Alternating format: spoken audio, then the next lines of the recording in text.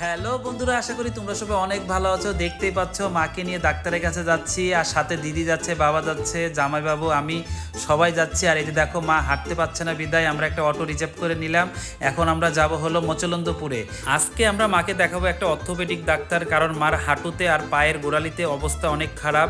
আর এই ডাক্তারের অনেক প্রশংসা শুনেছি, আর মূলত জামাইবাবুরা অনেক বছর ধরে এই ডাক্তারই দেখাই, তো ডাক্তারটা অনেক বলে ভালো। কিছুক্ষণের ভিতর আমরা হসপিটালে চলে আসলাম। আর এই যে দেখতেই পাচ্ছ মা বাবা সবাই আমরা অটো থেকে নামলাম, আর ডাক্তার বলে চলে এসেছে। আমরা তাড়াতাড়ি করে ডাক্তারটা দেখাবো, কারণ আমরা স্পেশালভাবে এসেছি, জামাইবাবুর খুব পরিচিত, তো তাই আমাদের কোনো সিরিয়াল লাগতেছে না। আমরা কিছুক্ষণের ভিতর ডাক্তার দেখানো হয়ে গেল। এরপরে মাকে নিয়ে গেলাম পায়ের গোড়ালি এক্সরে করার জন্য। দেখতেই পাচ্ছ আমি এক্সরে করতে নিয়ে এসেছি। মার পায়ের গোড়ালি এক্সরেটা করার পরে আবার ডাক্তারের কাছে আবার এক্সরেটা দেখাতে হবে।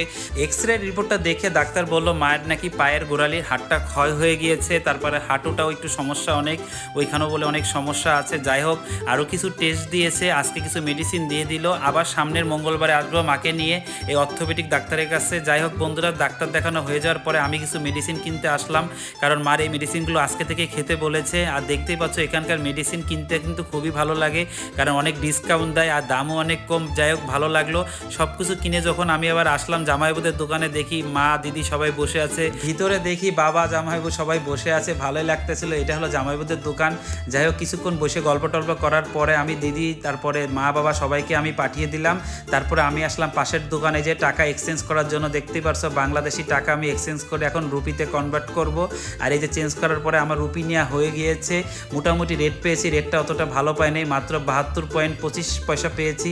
তারপরে আমার অনেক খিদে লেগে গেলে আমি চলে আসলাম দেখো যশোর মিষ্টান্ন ভাণ্ডারে। এই দোকানে সিঙ্গারাটা আমি প্রতিবারই এসে খাই, এদের সিঙ্গারাটা অনেক ভালো, আবার মিষ্টি কিছু আছে অনেক ভালো। তাই দেখো আমার পছন্দের কিছু মিষ্টি নিয়ে বসে পড়লাম, আর সিঙ্গারা নিয়ে খুবই ভালো করে খেলাম। আর বাইরে যে পরিমাণে ঠান্ডা পড়েছে। যাই হোক, আজকের ভিডিওটা কেমন লাগলো বন্ধুরা অবশ্যই জানিও। টাটা।